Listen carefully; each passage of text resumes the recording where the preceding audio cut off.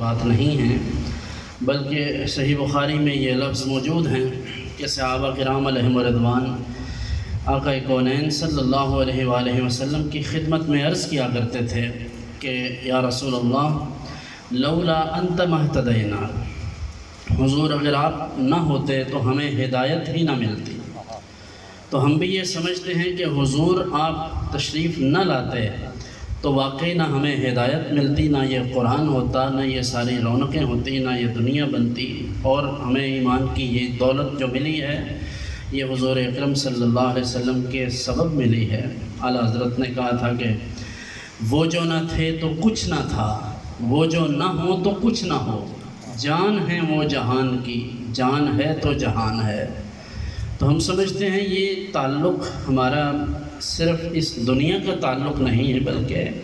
قیامت کے دن بھی یہی تعلق کام آنے والا ہے، بلکہ باقی سارے ریلیشنز جو دین کے ساتھ بھی ہیں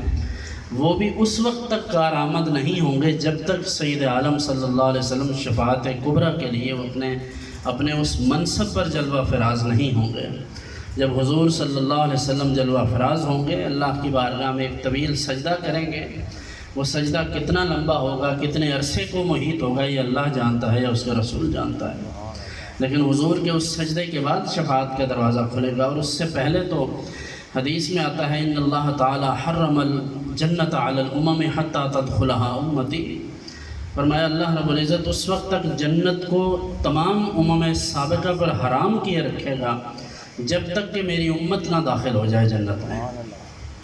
تو رسول اللہ صلی اللہ علیہ وسلم کی ذات گرامی کے ساتھ یہ تعلق صرف اس دنیا کا نہیں بلکہ اخروی تعلق بھی ہے، اور ہمیں صرف آج ہی امیدیں نہیں ہیں بلکہ کل قیامت کے دن بھی انہی سے امیدیں وابستہ ہیں۔ کہیں گے اور نبی اذهبوا الی غیری، میرے حضور کے لب پر انا لہا ہوگا، اس دن بھی حضور مہربانی فرمائیں گے۔ اور یہ بھی تسلسل کے ساتھ صحیح بخاری کے الفاظ کا وہ ترجمہ انہوں نے کیا ہے حضرت مولانا حسن رضا خان نے۔ تو یہ ہمیں اس بات کا اندازہ ہونا چاہیے کہ یہ تعلق صرف دکھاوے کے لیے نہیں ہے، لوگوں کے سامنے شو آف کرنے کے لیے نہیں ہے، بلکہ یہ ہماری قلبی کیفیت ہونی چاہیے، اور یہ ہمارے ایمان کا تقاضا ہے۔ اور صرف اس دنیا میں نہیں، اس کا آخرت میں بھی بھرپور فائدہ ہے، بلکہ ہمارا تو سارا کا سارا دین بھی دنیا بھی سب کچھ ڈپینڈ ہی اس چیز پر کرتا ہے کہ حضور صلی اللہ علیہ وسلم ہمیں اپنی غلامی میں قبول فرما لیں۔ تو یہ بنیادی طور پر میلاد النبی صلی اللہ علیہ وسلم کے ساتھ جو وابستگی ہے یا اس کا جو منانے کا ایک وہ سلسلہ ہے، اس میں جیسے میں نے شروع میں عرض کیا کہ انداز اپنا اپنا ہو سکتا ہے، لیکن شرعی حدود و قیود کے اندر رہ کر جس انداز میں بھی کوئی کرے، ہم دعا گو ہیں کہ اللہ تعالیٰ اس کی محبت قبول کر لے۔ دوسرا پہلو اس کا یہ ہے کہ جب ہم ان مجالس میں بیٹھتے ہیں، ان محافل کا اہتمام کرتے ہیں، تو ہمیں اس بات کا خیال رکھنا چاہیے کہ یہ سب کچھ ہم جس ہستی کی محبت میں کر رہے ہیں، جن کے نام پر کر رہے ہیں، ان کی تعلیمات، ان کا اسوہ، ان کی سنت، ان کا طریق اور ان کا طرز بود و باش اور ساری کی ساری حیات طیبہ وہ ہمیں کیا کہتی ہے اور ہم اس سلسلہ میں کہاں کھڑے ہیں۔ یہ بنیادی سوال ہے جو تمام مسلمانوں کے اوپر اس وقت تو پوری دنیا میں جو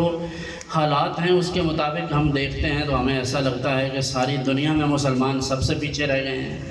اور پیچھے رہنے کا مطلب یہ نہیں ہے کہ ان کے پاس مال و دولت کم ہے، مال و دولت بھی کم ہے، یہ بھی مسئلہ ہے، لیکن یہ دنیاوی مسئلہ ہے۔ دینی مسئلہ یعنی جو دین کے اعتبار سے مسئلہ کنسیڈریبل ہے وہ یہ ہے کہ ہم ایتھکس میں پیچھے رہ گئے ہیں، اخلاقیات میں پیچھے ہیں، اور ہمارے ہاں اخلاقیات کا جو زوال اور انحطاط ہے اس کے بارے میں لوگ سمجھتے ہیں اس کا دین سے شاید اتنا گہرا تعلق نہیں ہے، جبکہ اگر ہم رسول اللہ صلی اللہ علیہ وآلہ وسلم کی تعلیمات کو دیکھتے ہیں تو حضور صلی اللہ علیہ وسلم نے ارشاد فرمایا کل قیامت کے دن انسان کے اعمال جب میزان پر تولے جائیں گے تو سب سے زیادہ وزن جس چیز کا ہوگا وہ اس کا حسن اخلاق ہے، یعنی اس کا جو بیہیویئر ہے لوگوں کے ساتھ، کس طرح ان سے گفتگو کرتا ہے، کیسے بات کرتا ہے، کیسے جواب دیتا ہے، کس انداز میں لوگوں سے کلام کرتا ہے، کس طرح ان سے گفتگو ہوتا ہے، غصے میں کیا کرتا ہے، اور جب کسی کے ساتھ دشمنی ہو، کسی کے ساتھ اختلاف ہو تو کیا کرتا ہے۔ یہ ساری چیزیں انسان کے حسن اخلاق کے ساتھ جڑی ہوئی ہیں، اور نبی کریم صلی اللہ علیہ وسلم کے بارے میں تو آتا ہے کہ کانا خلقہ القرآن۔ حضرت ام المومنین سے پوچھا گیا کہ حضور کے اخلاق کیسے ہیں، تو انہوں نے ارشاد فرمایا کہ ان کے اخلاق وہی ہیں جو قرآن کریم ہے، تم قرآن پڑھ لو تمہیں حضور کا اخلاق نظر آ جائے گا۔ تو حضور اکرم صلی اللہ علیہ وآلہ وسلم کا اسوہ